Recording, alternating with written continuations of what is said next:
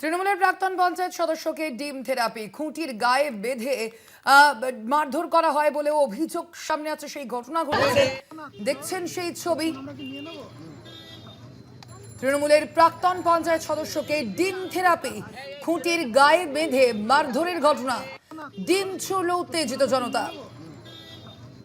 সঞ্জিত চক্রবর্তী প্রতিনিধি রয়েছেন ফোন লাইনে। সঞ্জিত, এই নেতার বিরুদ্ধে ঠিক কি অভিযোগ রয়েছে যার ভিত্তিতেই এইভাবে তার উপর ডিম থেরাপি করলো জনতা?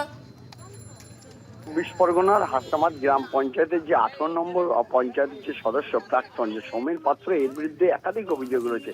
এলাকায় আতঙ্ক ভয় তৈরি করেছিল, এমনকি মিথ্যা মামলায় গ্রামবাসীদের কেস দিয়ে তাদের জেল কাটিয়েছিল এবং একাধিক অভিযোগ ভিত্তিতেই কিন্তু দীর্ঘদিন ধরে ক্ষোভে পুষছিল মানুষ এবং তাকে ঘিরে কিন্তু একেবারে পোস্টে বেঁধে সেই ডিম থেরাপি সেই ছবি ভাইরাল হতে কিন্তু রীতিমতো চাঞ্চল্য ছড়িয়েছে হাসনাবাদ জুড়ে।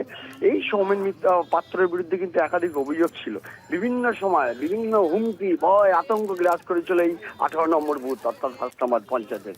যার জন্যই কিন্তু সেই গ্রামের মানুষ, উত্তেজিত গ্রামবাসীরা, তারা যারা একসময় তার অঙ্গুলে হলে যারা নাকি তাদেরকে ফাঁসানো হয়েছিল, জেল কাটিয়েছিল, তারাই কিন্তু ক্ষোভে ফেটে তাদের উপরে কিন্তু ডিম থেরাপি করেছে।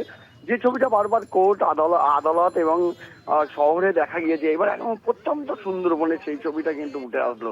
একবারে ডিম থেরাপির মাধ্যমে তৃণমূলের প্রাক্তন সদস্যকে কিন্তু গাছে বেঁধে অর্থাৎ পোস্টে বেঁধে তাকে এই ছবি ভাইরাল হতে কিন্তু যথেষ্ট চাঞ্চল্য শুরু হয়েছে। ইতিমধ্যে কিন্তু হাসনাবাদ থানা পুলিশ পুরো বিষয়টা তদন্ত শুরু করেছে।